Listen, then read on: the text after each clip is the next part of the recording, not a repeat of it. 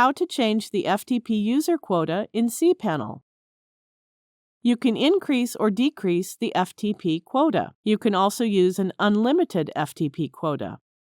Log into your cPanel account and you will be on this page. Go to the Files section and click the FTP accounts. Now scroll down to the FTP accounts section. Here, locate the FTP account whose quota you wish to change. Then click the Change Quota. You can enter the size in numeric in this input box if this option box is selected. You can also change it to unlimited by clicking this Options button for unlimited.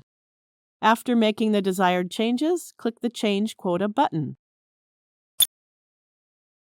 The quota has been changed.